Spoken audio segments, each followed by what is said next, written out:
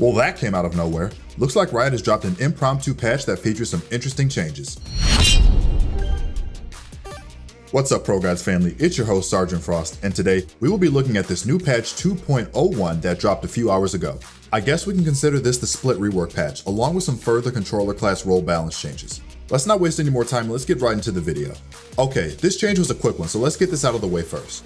JETT had her smoke duration decreased from 7 seconds down to 4.5 seconds. Many people may be scratching their heads going, wait, didn't Riot just buff her smoke duration to 7 seconds up from 4 in patch 1.0? And my response is yes, they did. But let's look at their quote from the official Riot patch notes on playvalorant.com to get a deeper look into their reasoning behind these changes. In a continuation of the controller change from patch 2.0, we felt it was important to consider JETT smokes as well.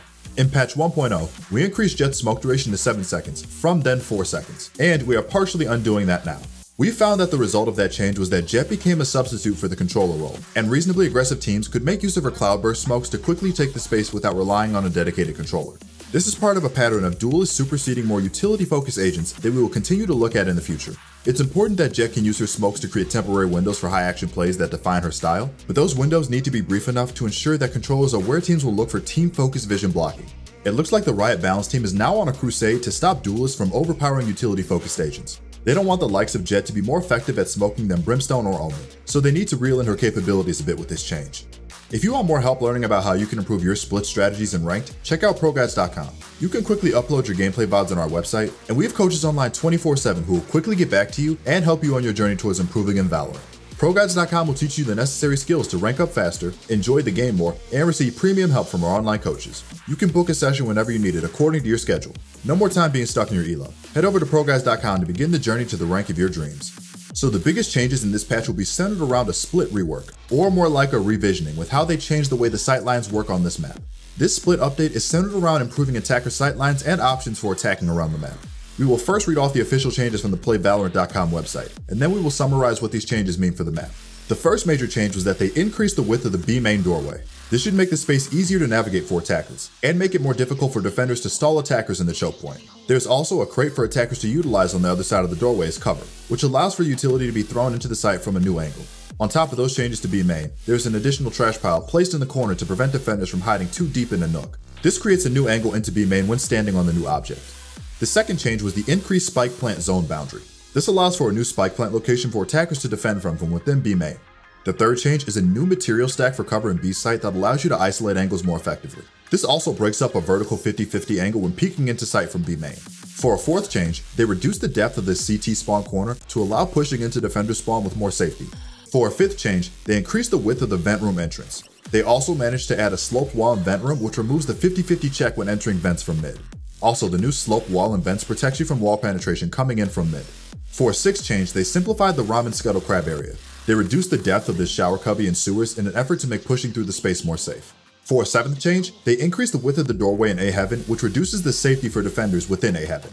This change should increase your opportunity for controlling A ramps and heaven. For an eighth change, they adjusted the angle of the slope wall in A site. This allows for the back corner to be cleared slightly earlier from attackers. This angle is still safe from the A tower. However, you can now successfully clear this spot by stepping out onto the rafters without having to drop down towards sight. And finally, they adjusted wall depth near screens, which allows you to move out of screens more safely without the use of utility.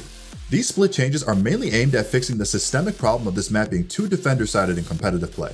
Ever since the beta, many Valorant players have dreaded seeing split come up in their queue, and that's because you knew you wouldn't be getting a fair chance at winning when playing on this map. The main two problems that allowed for this map to be defender-sided was the lack of flank routes for attackers to use to get into bomb sites, and the fact that this map has many different choke points with long lines of sight looking at them. For instance, A main, mid, and B main have choke points that connect them to their respective bomb sites. In the past, it was way too easy to have a player AWPing from screens, vents, or back B site and have them rake in kills from attackers that would try to peek the corner for information. Not to mention that Split created a Sentinel class issue back in Act 1 and 2. This map allowed agents like Sage, Cypher, and Killjoy to dominate on this map because the utility prevented anyone from walking freely into sight, which severely limited the team's options for where to attack on this map. Now that the Sentinel problem has been taken care of, Riot decided it was time to make this map less defender-sided and give everyone a fair shot at winning on Split. And that's why these changes were implemented so quickly.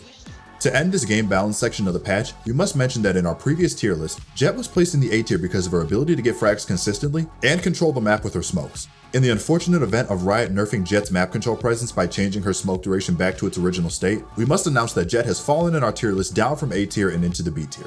To close out this patch, let's mention a few competitive and social update changes within the game's client. For competitive updates, they added the ability to hide custom game results from match history. This is mainly a change aimed at pro players who complained about opposing teams and players scouting their stats and strategies through stalking their custom game results within the career tab in the game's client. For social updates, the Add Friend button now exists for teammates only, and the option of adding enemy players has been removed. Any teammates with the privacy streamer mode enabled will not have the Add Friend button near their name. Queue restrictions for AFKing in-game and during pre-game have changed. Well everyone, unfortunately that's all we have for you today. If you enjoyed the video, then be sure to drop a like, subscribe, and ring that notification bell to never miss an upload from ProGuides. We upload new videos just like this one every single day, so don't forget to check back up tomorrow. Be safe out there, and I will see you all again very soon.